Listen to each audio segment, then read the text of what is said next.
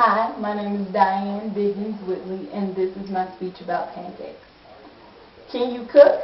Is the question that I get asked all the time. Being a girl, it's expected that I cook. That's the stereotype for women. But I definitely cannot cook. I can barely make a sandwich. So when I was younger, I used to love to experiment all the time, and I was very curious about how things went together to work. So one day I got in my head that I wanted to make some brownies. So I went into our kitchen, went into one of our cabinets, grabbed the pre-mix of brownies, got all the other ingredients needed, and I started mixing things together to see how they would work. Didn't follow the recipe. So when I baked them and pulled them out of the oven, they didn't look like brownies, and they definitely didn't taste like brownies.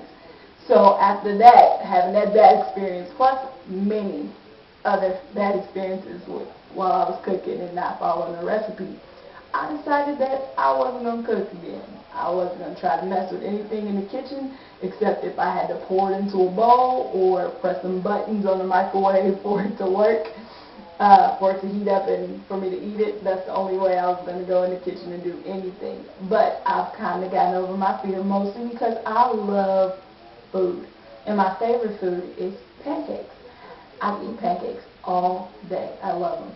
And because they are so easy to make. So today I want to give you a little brief history about pancakes, and also I want to teach you guys how to make apple pancakes. So almost everybody loves pancakes. And pancakes are, their origin comes even down the line. The first time I got a date after doing a lot of research was 1439. They can be dated in cookbooks in 1439, but I also found another article that said that pancakes can even be dated further back to biblical times, and because of that, they originated because of Lent, and Lent is mostly practiced by Catholics today, and actually is right now is the 40 days coming up to Easter. So Lent starts 40 days and then Easter Sunday, up until Easter Sunday. But the day before Lent is a day called Fat Tuesday or Shrove Tuesday. And Shrove comes from the word shrive, which means to get rid of. And during Lent, the Catholics fast meat, eggs, milk, and butter.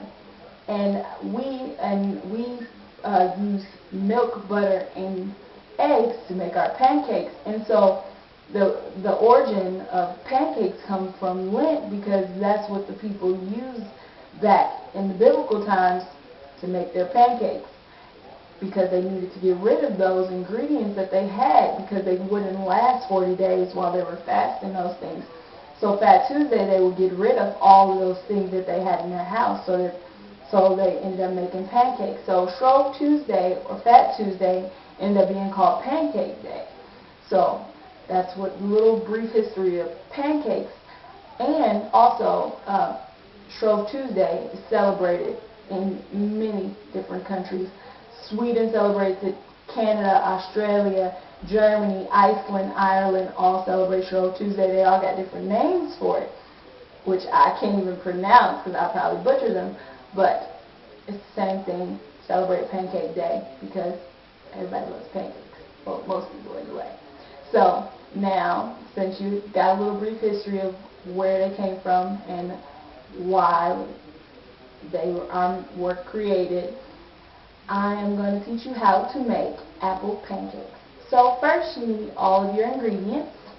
You need 1 large green apple. You need 3 eggs. You need a half a cup of flour, a half a cup of milk, any kind of milk will do, and you need 1/8 tablespoon of vanilla extract, pure vanilla extract, and you need a half a tablespoon of ground cinnamon, and you need 1½ cups of sugar, and also you need butter, 8 tablespoons to be exact, but 1 stick of butter. So After you get that, next you need to get your green apple and you need to peel all the skin off your green apple, and you need to take out the core, and you need to cut it into you need to cut it into 1/4 inch moon shapes all around, and then you can put it in your bowl.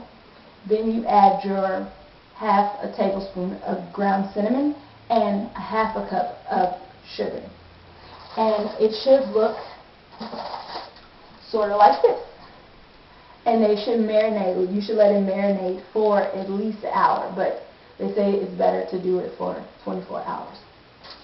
Next, you get a bowl and you add your eggs, and you whisk your eggs until they're all blended, and then you add your milk and your flour, and you can add them gradually, whisking until you get a nice paste.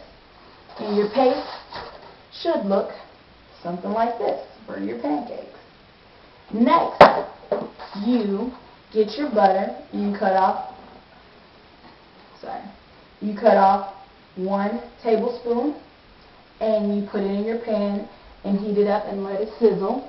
Then you pour in your apples and you mix it around for about a minute or so, or just until the apples get soft.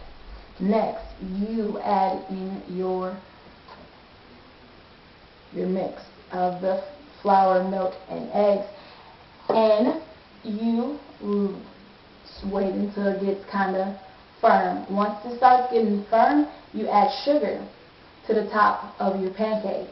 Then you take a cookie sheet and you put it over the top of your pan, or you flip your pancake onto the cookie sheet, and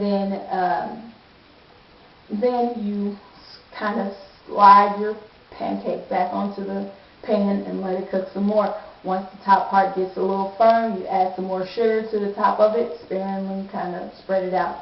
Then you let it cook again, and you keep repeating the flipping and the sugar adding process until your pancakes are done. And if you want to add more pancakes, you continue with the steps in the process to make the apple pancakes.